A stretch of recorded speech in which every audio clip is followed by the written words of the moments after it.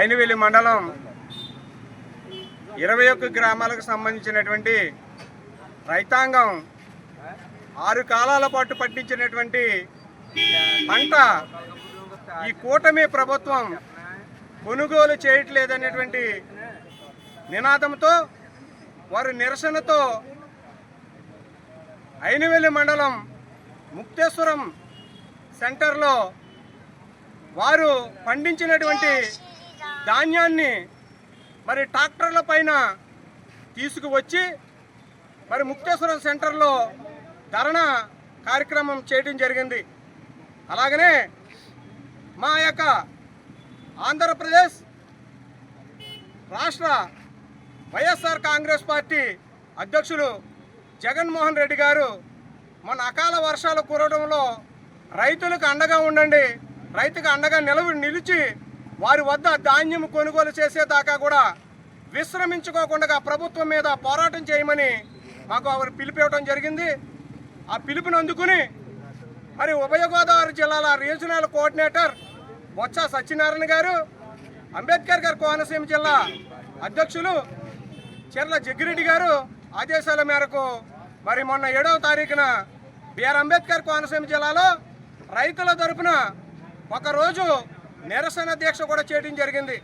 మరి ఆ రోజున కంటి తుడుపుగా 1,00,000 మెట్రిక్ టన్నులు కొనుగోలు చేయమని అనుమతులు ఇచ్చి ఈవేళ రైతులు పండించినటువంటి 6 కాలాలు పండించినటువంటి పంటకి మరి సరైనటువంటి మద్దతు ధర రాక మరి మా వద్దన మాకు టార్గెట్ అయిపోయింది, మేము కొనుగోలు చేయము, ఈ ధాన్యాన్ని మీరేం చేసుకుంటారో చేసుకోండి అని దానిని తగలబెట్టుకుంటారా, లేదంటే గంగలో పోసుకుంటారా, లేదంటే ఎక్కడైనా పెట్టుకుంటారా మీరు పెట్టుకోండి అని తెగ చెప్పి వారు మరి జిల్లా అధికారులు రైతులకు చెప్పడం జరుగుతుంది.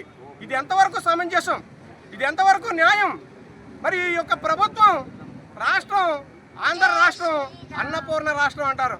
ఆంధ్ర రాష్ట్రంలో అన్నపూర్ణ అలో నారాయణ అంటున్నాడు. రైతు పండించినటువంటి ధాన్యాన్ని కొనుగోలు చేయక మరి పోరాటం చేసేటువంటి పరిస్థితి వచ్చింది. ఇవాళ 6 కాలాల పంట మరి ఆయన పంట ఊడిసి దమ్ము చేసి కలుపు మందుకు పట్టి అన్ని కష్టాలు పడి ఈరోజు మరి రోడ్డు ఆయన పంట అమ్ముకోవాలనుకుంటే పరిస్థితి ఎలాగుందంటే చాలా దారుణాతి దారుణంగా ఉంది.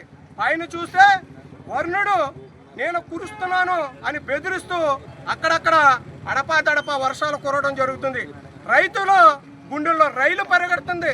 పండించినటువంటి పంటని మేము ఏం చేసుకోవాలి? ప్రభుత్వం కొనుగోలు చేయట్లేదు, మేము ఎలాగ అమ్ముకోవాలి?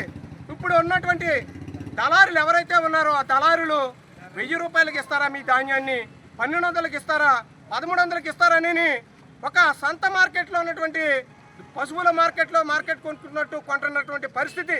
మరి వేళ ఈ ఆంధ్ర రాష్ట్రంలో కాదు భారతదేశానికే వెన్నెముక అంటారు రైతు. మరి అలాంటి వెన్నెముక ఉన్నటువంటి రైతుని ఈ యొక్క కూటమి ప్రభుత్వం వెన్ను విరిచేస్తుంది. వెన్ను విరిచేస్తే రైతు ఏం చేయాలి? ఆత్మహత్యలే శరణం. ఏం చేస్తాడు?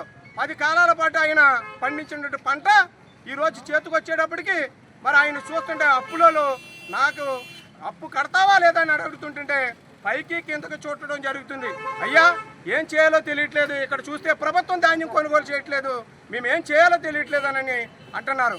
తర్వాత కొంతమంది రైతులైతే మాకు పురుగుల మందే ఇంకా మాకు శరణ్యం, మేము పురుగుల మందు తాగి చావడమే తప్ప మేమేమీ చేయలేమనేటువంటి పరిస్థితుల్లో ఈవేళ ముక్తేశ్వరం కూడల్లో మనసు రగిలి బాధపడి వాళ్ళు ఏం చేయాలో తెలియక మరి నడురోడ్డు మీదకి ఈవేళ ధాన్యం తీసుకొచ్చి మా ధాన్యం కొనుగోలు చేయండి బాబు అని ఏలం పాట పెడుతున్నట్టుగా గగ్గోలు పెడుతున్నటువంటి రైతాంగం. మరి ఈ రైతాంగం తరపున మా వైఎస్ఆర్ కాంగ్రెస్ పార్టీ మరి ఐనవేలి మండలం పి గన్నవరం నియోజకవర్గం తరపున మేము వారికి వెన్నంటే ఉండి వారి పోరాటంలో రాష్ట్ర వరకు కూడా ఏవైతే గింజ ఉన్నదో ఆ గింజ కొనేదాకా కూడా వారి తరపున మేము పోరాటం చేస్తాం, వారి తరపున ఉంటాం. రైతుకు న్యాయం చేసేదాకా కూడా అవసరమైతే మొన్న నిరాహార దీక్ష ఒక్కరోజే చేస్తాం, ఆ మొన్న నిరాహార దీక్ష చేసే రోజులు వస్తుంది. మరి ఇక్కడ ఉన్నటువంటి అధికారులు ప్రభుత్వానికి రిపోర్ట్ చేయాలి. ప్రభుత్వాన్ని మేము ఒకటే అడుగుతున్నాం, రైతు అనేవాళ్ళు మీకు ఆయన గోల అలా వేడుపు తగిలితే మీకు అరిష్టమే, ఈ ప్రభుత్వానికి అరిష్టమే. మీరు గమనించి ఈ యొక్క చంద్రబాబు నాయుడు గారు వారి యొక్క కూటమి ప్రభుత్వం రైతుకు అండగా నిలబడాలి, రైతు వద్ద ఉన్నటువంటి ప్రతి గింజ కొనాలని డిమాండ్ చేస్తూ వైఎస్ఆర్ కాంగ్రెస్ పార్టీ తరఫున మేము మద్దతు తెలియజేస్తున్నాం రైతులందరికీ కూడా. మరి ఇప్పుడు కూడా ఎప్పుడు కూడా ఏ టైంలో అయినా కూడా వైఎస్ఆర్ కాంగ్రెస్ పార్టీ వెన్నంటే ఉంటుందని తెలియజేసుకుంటూ జై జగన్, జై జగన్.